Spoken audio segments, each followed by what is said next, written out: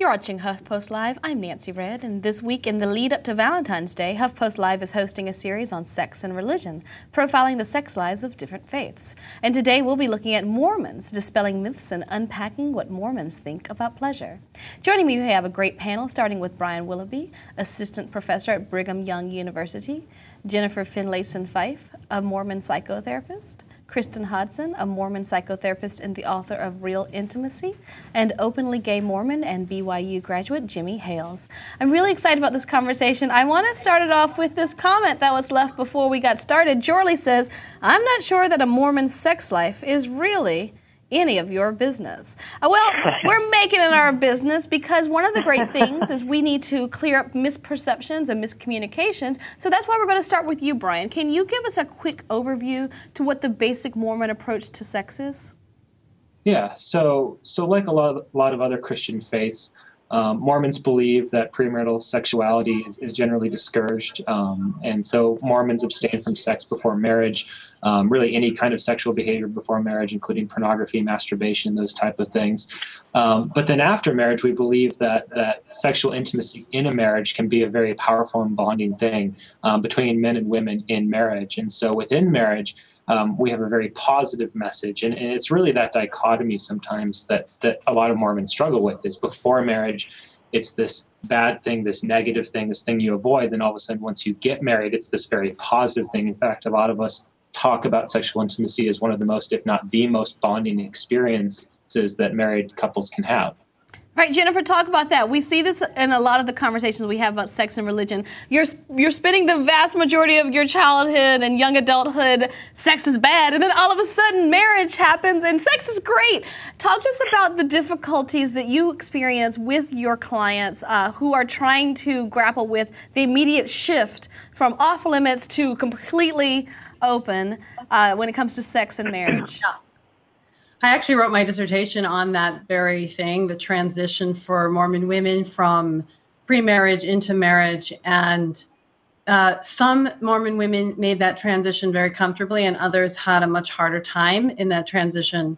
The ones that had a hard time really internalized this idea that sex is bad, as you put it, as opposed to sex is good, but the context of marriage really matters. Those who saw it as somehow unfeminine, that pleasure is a problem, that sexuality is an inherent problem, they had a really difficult time making it now okay, except for in a context of accommodation of their husband's desire, which of course doesn't work long, if at all. The women who did well in my research saw sexuality as a good thing, but something that was worth waiting for a context of commitment that was going to be safer for them both health-wise and perhaps in terms of emotional vulnerability, and saw it as something that God had given them and that was valuable but was worth waiting for, and that then they were able to kind of fully embrace their sexuality in the context of a marriage. All right, well, one of the things that women and men are taught growing up in the context of marriage that matter in the Mormon religion that's different than other Christian faiths and other faiths, Brian, is the law of chastity. Can you break down what the law of chastity actually is?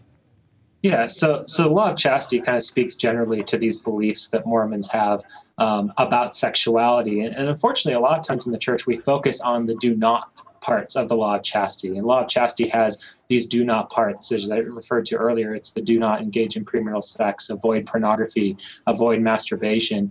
But the law of chastity is also a larger concept that has a lot of do's, a lot of positive messages about sexuality as well.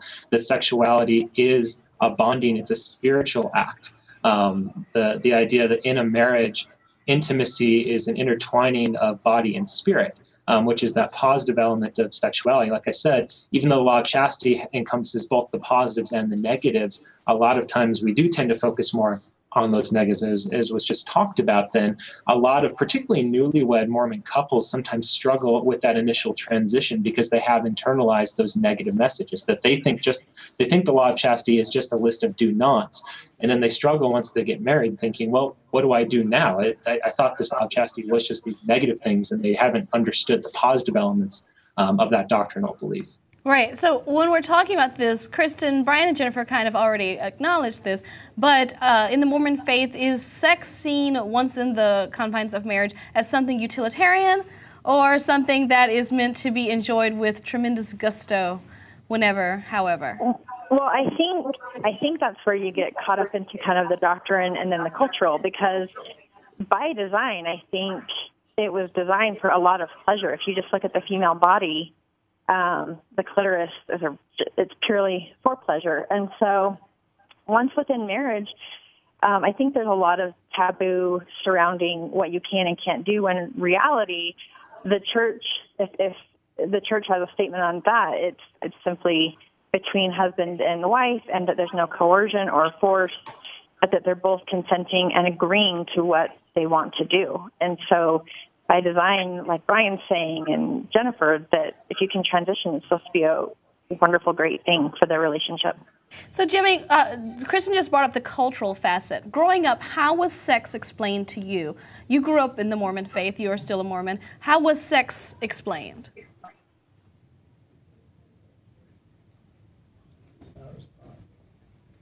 We know you're on a delay. We're going to work on getting that delay a little bit better. But Jennifer, when we're talking about, as Kristin mentioned, the cultural facet of sex, there are different cultures.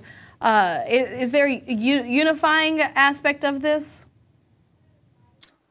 Can you say the question again? I didn't quite understand it. Are there, so for example, there are evangelical Christians, there are Baptist Christians. In the Mormon faith, are there different types of individuals for whom some, when they talk about sex, they'll talk about it and, hey, look, this is going to be a great, great, great thing. And for others, where it's kind of like a more utilitarian aspect.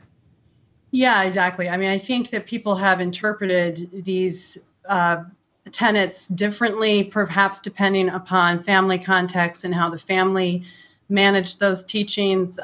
You know, a lot of my clients and people in my research had much more fear and anxiety around pleasure, where there's also people in the church who really embrace pleasure. I think one of the doctrines that's pretty unique to Mormonism is the embracing of the body. And one of the things that we learn is that we came to earth to be given a body just like our parents in heaven have, and that the body is inherently good. It's not a deterrent to spiritual development. It's actually a necessary element inclusive of our sexuality. And so that while sex is a very powerful way of being in connection with another human being, it's potentially a very, very good way of being in connection with another human being. So the context matters, but sexuality isn't considered bad by our faith standards. But people, of course, have the whole spectrum of interpretation. And I often see people who have interpreted in the most narrow and restrictive ways and are more anxious about pleasure and an openness within their own marriage. Well, Kristin, you and your sister... Oh, go ahead, please. Yeah, if I can hop in. I think one of the things, too, is people are having sex long before they're learning how to talk about sex. And so you have generations upon generations of people not knowing how to create a sex-positive dialogue or to really include and help prepare of, this is a really great thing and you should be excited and here's why you would wait, and talking about the body and normalizing it. I don't think, even culturally, if we look outside of Mormonism, I don't think we know how to talk about sex. And so you get two people that get into marriage and things aren't working, or they don't have dialogue to say, how do we address this? How do we work through this? And so I think that's culturally a big part of it is we need to start shifting into talking about this and teaching how to talk about sex. Right, that's actually been a common thread in these conversations. Whether you are of faith or have no faith or whatever boat you're in, many people just find out about sex in the context of don't get pregnant, and they don't learn about this. Now, obviously, you are great role models. You and your sister are actually known as, quote unquote, the Mormon sex girls because you're so willing to talk about sex and sexuality. Where does this comfort come from? Did it stem from your upbringing? You know, I think it stemmed from my upbringing, and it stemmed from just having an open home in general, that there wasn't any topic that we couldn't talk about. And so there was a safety to ask questions, and direct answers were given along all of the developmental stages of my life. And so it is something that I'm really comfortable about and have always just been comfortable to talk about, because really it's a normal part of life, and that's one of my goals, is to help normalize it a bit more. Well, it's important, I would say. One of the things about Mormonism is talking about this at an earlier age is especially important, because it's estimated that by age 21, 74% of Mormon women and 49% of Mormon men are married. Now, let's compare that to the general U.S. population, where the average age of marriage is 28. So there are a lot fewer years to figure this out on your own. Jennifer, why is marriage so important in the Mormon faith? That's a good question. I think, probably one of the reasons is we see it, the family as kind of the fundamental unit of society, but also of our faith. I think that we believe very much that the institution of marriage pressures our spiritual development. Our capacity to love another human being is really pressured in the context of marriage. I think the earliness of marriage in the LDS faith is driven a lot by the issue of sexuality. And so because of the anxiety about having sex outside of marriage, people often marry early. So probably all of those factors. So Jimmy, now that we've got you back, Jimmy, not Jenny. I'm glad that we've cleared that up. I can totally understand that mistake. Talk about how what we've just talked about shaped your thoughts on sex and marriage growing up. What was your mindset? What did you learn about? I didn't know what all the fuss was about, to be honest, because everything was like, sex was generally a taboo topic in the Mormon church. And frankly, having not have come to terms with my homosexuality at that time, I didn't, sex was boring. Why are you guys so obsessed with sex? Pornography, it didn't even faze me. So I was kind of, standing in the back of the room watching everyone else. All right, so you were standing in the back room of watching everyone else.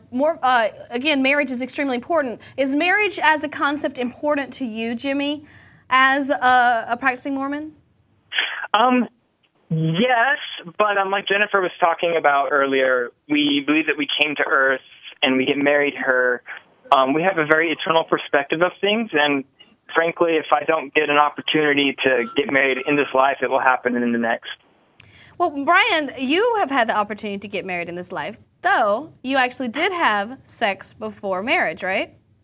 Yes. Mm-hmm. Talk to us a little bit about your journey and how your faith intersected with that. Yeah, so I actually joined the Mormon church in college, and so I didn't grow up in the Mormon church, had a fairly typical, teenage and young adult experience until then. And so it's been very interesting to me. I grew up in a home where sex wasn't talked about, not for any religious reasons, as was kind of mentioned before. Sex is just generally a taboo topic for a lot of families, and it was in my family growing up too. I can remember my mom, when I had a girlfriend in high school, kind of giving me some awkward conversations of just kind of make sure you're safe type of thing. But it's been interesting to me as I've joined the church to see that positive message about sexuality, to see that positive message in marriage that I didn't get growing up. That sexual intimacy with my wife can be this very bonding, positive experience for us that can enrich our lives. It's not the only thing our marriage is about. It's also not something that's diminished and kind of put to the side as something just for having kids. But as been mentioned, it's about that doctrine and belief we have about the body. The body is a gift from God.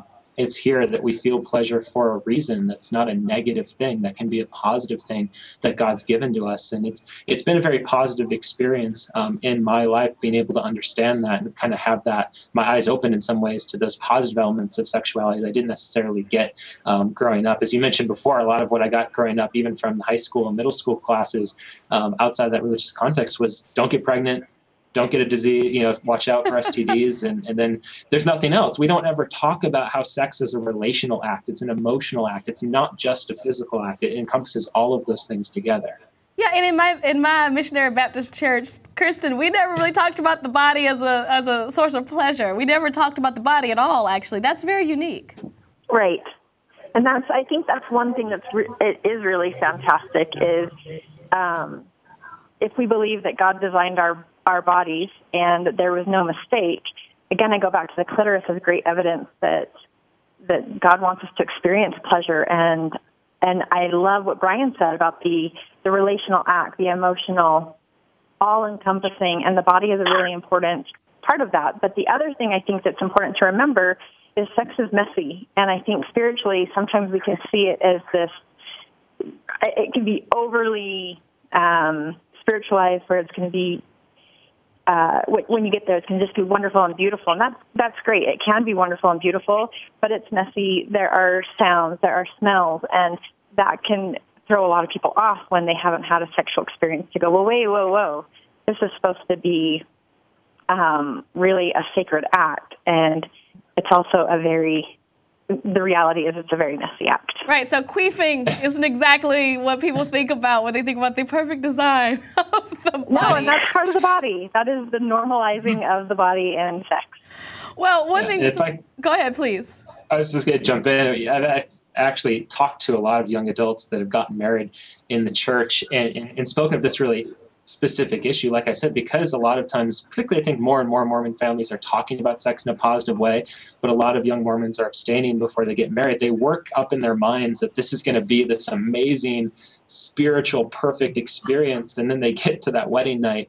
I always joke with my two students when I teach about sexuality, you got to have a lot of bring a big sense of humor into that wedding night, because it's not going to be what you expect. Like you said, there's going to be a lot of things you weren't expecting, but a lot of couples, when they expect it to be this completely powerful spiritual experience every single time, get those expectations shattered. That's something they have to work through to realize that sometimes it is a very powerful spiritual experience, but sometimes it's not. Sometimes it is more of a physical experience. Sometimes you're tired. I mean, there's everything in between. Well, when we're talking about the Mormon faith and sex, it's almost impossible to unentwine it from marriage. And so, Jimmy, I want to bring you back in here because you are a celibate Mormon. You're not married, but you're also openly gay. And so you basically are having to currently reconcile the fact that, you probably, like you said, you probably won't get married in this life, and you might never have sex. Is this difficult at times? Yeah, it definitely gets difficult at times. I can't deny that. It's not a bed of roses.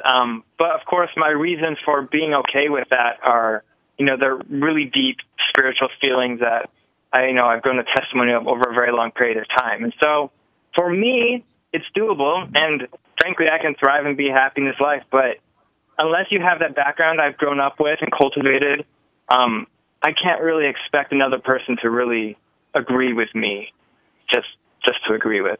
But you can't expect them to learn from your experience. One of the things, I actually had a really interesting conversation with women of Baptist or missionary Baptist faith who were remaining celibate into marriage, and I posited, but at least you can masturbate, totally throwing it out there.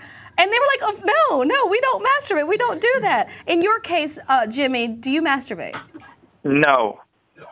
So when we have this situation, you're celibate, you don't masturbate, another facet of this is, excuse me if I'm incorrect, but according to tradition, to reach the highest level of heaven, that you have to be married. Is there a compromise that you are willing to make in your life to reach the highest level of heaven, or will what happens be good enough? No, that's absolutely true. We must get married to reach that highest level of heaven, as you mentioned. But, like I mentioned earlier, if I don't get that opportunity in this life, I'll get that in the next. All right, well, here's the thing. Let's get to what it's like once you're married, Kristin, because that is what your book is all about, and that is what people are quite curious to know. Now, one of the things about your book is that you have this great book, but there was a chapter that you were unable to actually put in the book. Talk to us about what that chapter is, and why couldn't you put it in the book? If you're writing to married couples, they've done all the right things, why was this chapter too taboo for your Real Intimacy book? Yeah, that's a great question. And it's funny because really when people see, so we have it, you can go download the controversial material from realintimacybook.com. And I think people are really expecting it to be really outlandish. And it really boils down to people are curious about vibrators, oral sex, anal sex, and want to know what they can and can't do in a marriage. And really we put it back on the couple of what do you guys want to do? You guys grapple with it. You're the experts of your relationship. And that's really also where from our research, where the church has stood on that, as they put it back on the couple to define. But I think for a lot of people, again, because we haven't cultivated that dialogue around sexuality to see a chapter that includes the words such as vibrator, oral sex, anal sex, it can offend a lot of people right now, even though behind the scenes, everyone's wanting to know. They want answers to these questions, which is why we wrote the chapter. But outwardly, there's a lot of people that's just too much and can throw them off. So, Kristin, if a Mormon couple wants to have oral or anal sex, you're saying that that's up to them to decide. There's no higher Absolutely. Power. Jennifer, do you agree? Yeah, absolutely. It's up to them to decide. And I think that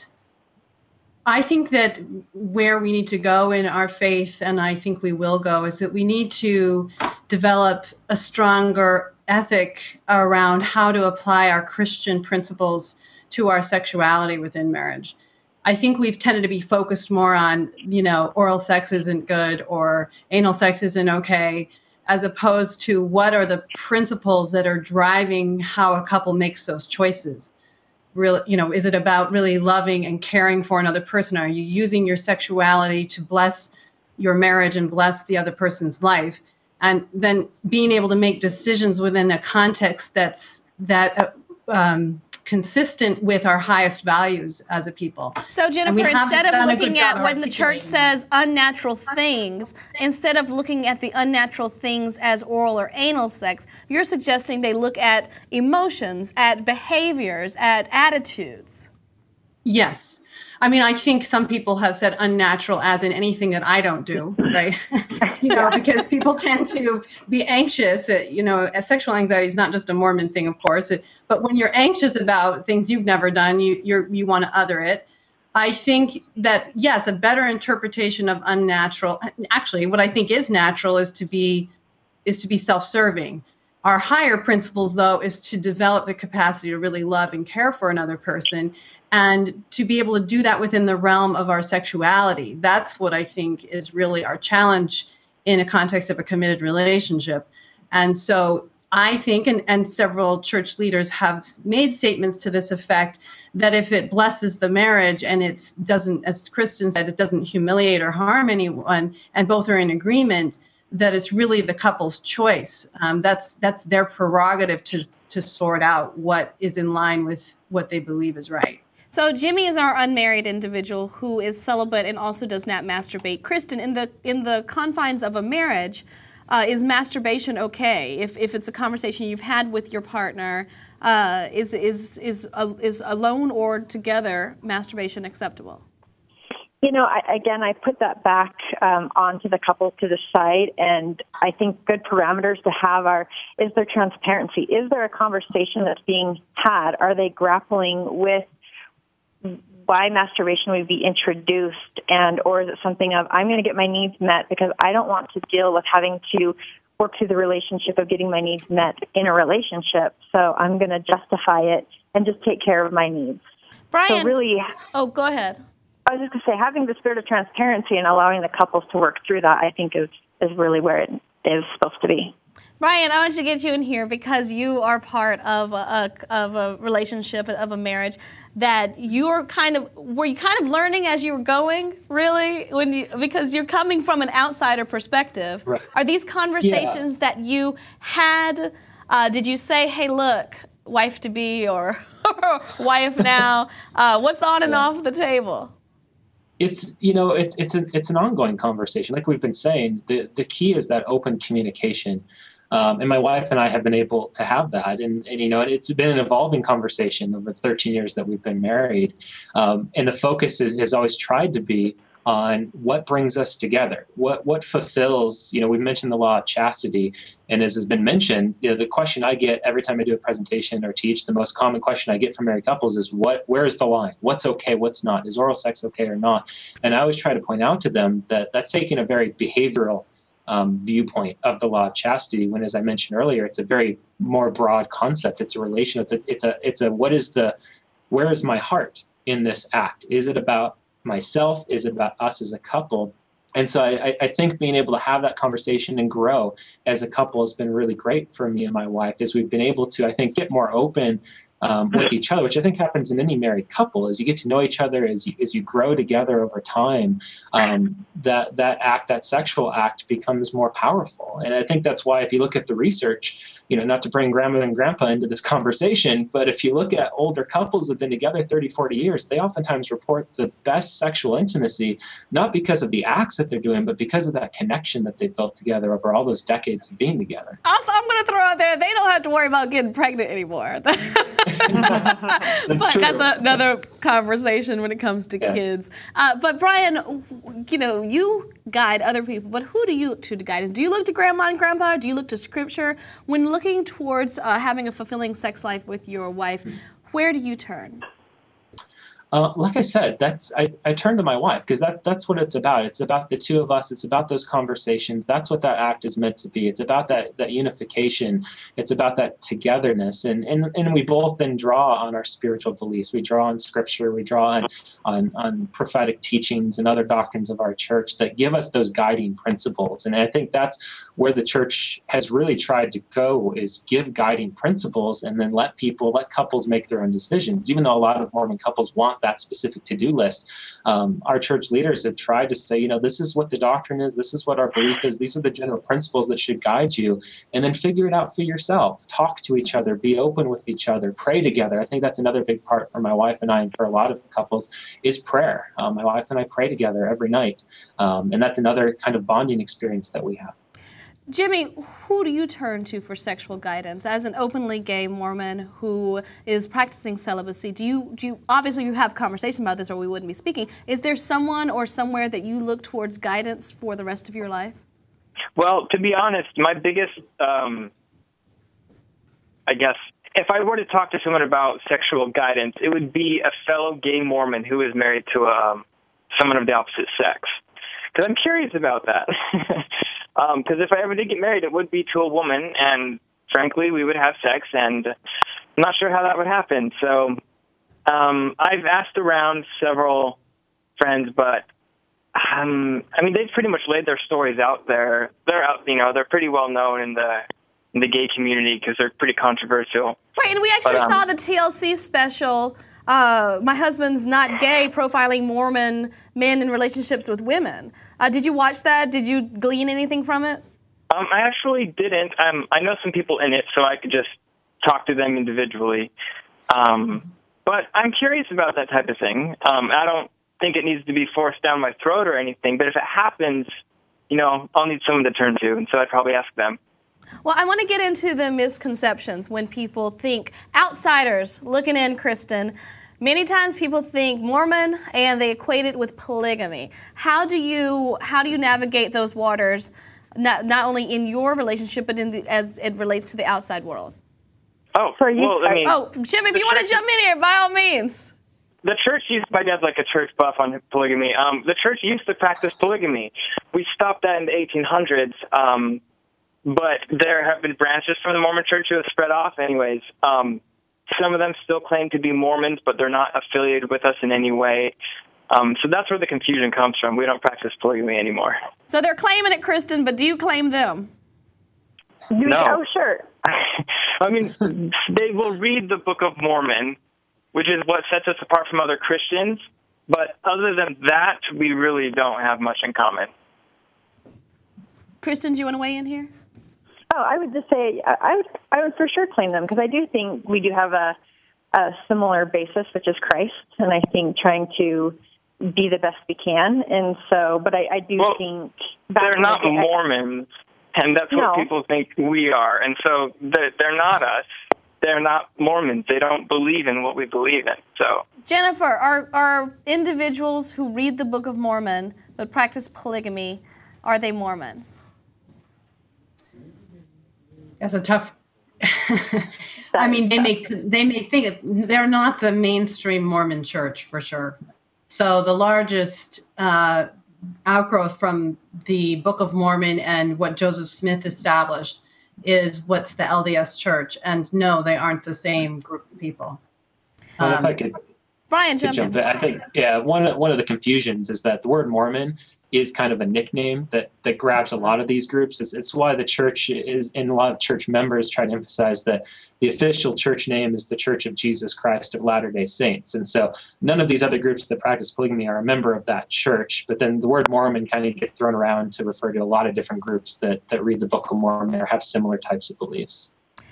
Well, one thing that other people are very curious about when thinking about Mormons and sex is not just polygamy, which I think a lot of eyes were opened about that facet, but Kristin, quote, end quote, magic underwear. How many times as a self-proclaimed Mormon sex girl do you get asked about magic underwear?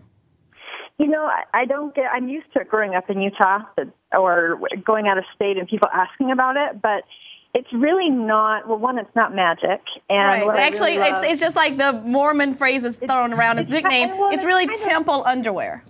It is, and it's sacred clothing. And it's odd because I don't know how many people ask other people that aren't Mormon about their underwear. And so it's something to, this is sacred, and you can go to the LDS website and see all about it. Some people wear garments, some people don't. But there's nothing really mystical or magical. It's just sacred clothing like a lot of other religions have. And to debunk myths, you don't have to wear it while having sex. It's not like it's a... No. Yeah, you don't have to wear it during sex. They're not crotchless. No. It really is like if you were putting on an undershirt and underwear. You know, it's really simple. Jennifer, Kristin brings up a great point. I don't know what other religions that people are asking about their underwear. Why do you think, one of the things about this series that we want to do is to treat sex and religion with a level of seriousness. Of course, we can't be all serious when we're talking about anal sex, oral sex, lubrication, all those things, but to have a level of modicum of respect. Do you feel that people tend to respect Mormon sexuality as what it is instead of just throwing around terms like magic underwear?